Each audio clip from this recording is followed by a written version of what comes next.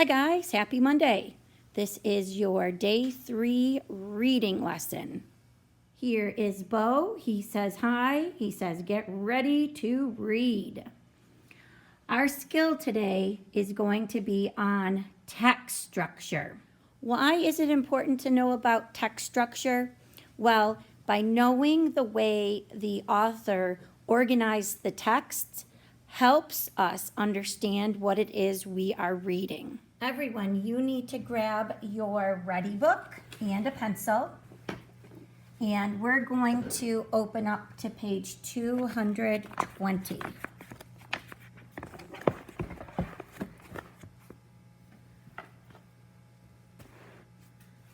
Now remember, at any time, if we start going too fast for you, just know that you can pause to catch up. Our story today is called Cartoons for Grown-Ups, and it is by Jacob Miller. So right now, I want you to take a second and think about what you know about cartoons.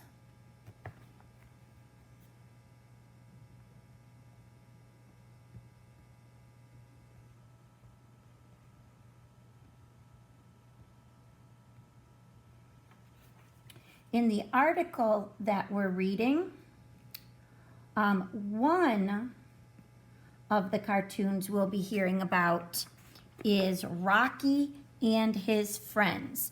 And here you can see a picture of the characters. Another cartoon we're going to read about are the Flintstones. And I have to tell you, when I was growing up, I watched a lot of the Flintstones. What is so funny about this is how old-fashioned they look compared to cartoons today.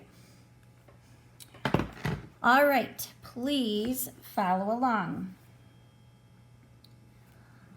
On September 29th, 1959, the American Broadcasting System, which is also known as ABC, aired the first cartoon on prime time television. Rocky and his friends starred a playful flying squirrel named Rocky and his sidekick, Bullwinkle the Moose. These talking animals lived in the present day and imaginary small town of Frostbite Falls, Minnesota. The pair faced tense situations caused by two mischievous Russian agents, Boris Badenov and Natasha Fatale. Their adventures created many amusing stories. This cartoon, later called The Bullwinkle Show, inspired a feature film, comic books, and generations of fans. A year later, another primetime cartoon premiered on ABC, The Flintstones. Unlike The Bullwinkle Show, the Flintstones' main stars were humans. Fred and Wilma Flintstone and their neighbors Barney and Betty Rubble lived in the town of Bedrock. Much of the humor stemmed from the characters' use of modern technology in a Stone Age setting. For example, they would show Fred Flintstone driving a car, but it would be foot-powered. Or Fred Flintstone would be using a crane, but the crane would be actually a dinosaur. Despite their differences, the Bullwinkle Show and the Flintstones followed similar recipes for success. Both shows had clever dialogue and interesting characters.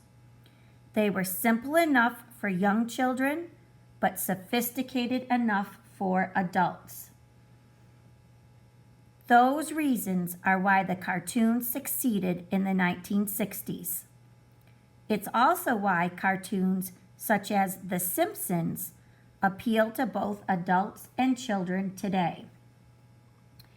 So, that word sophisticated,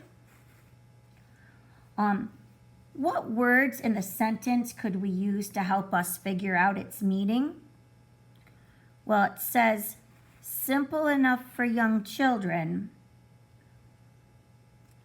and then they've got the word but. So that to me signals that the cartoons are the opposite of simple for adults. So I would say sophisticated means not simple or complex.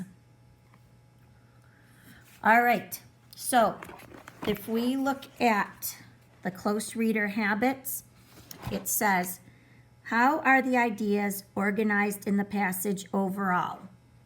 Circle words that signal the type of text structure used. Well, if I go and look in paragraph 2, I see the word unlike.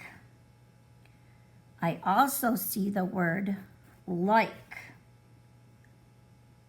In paragraph 3, my clue words are differences, similar, both, and both. I know that when I see those clue words that I am doing a comparison, a contrast and comparison text. It's showing us how those two cartoons are alike and how those two cartoons are different. So what you need to do for your homework is on page 221, I want you to do question 1, part A. You're not going to do part 2. And then I want you to do number 2. Now this is taking you to the Venn diagram on page 223.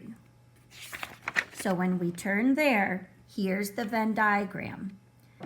I want you to come up with 2 ways the Bullwinkle Show is different from the Flintstones, 2 ways how the Flintstones are different from the Bullwinkle Show, and 2 ways how the Bullwinkle Show and the Flintstones are the same. Just bring this workbook back in with you on Thursday and we'll be discussing your answers.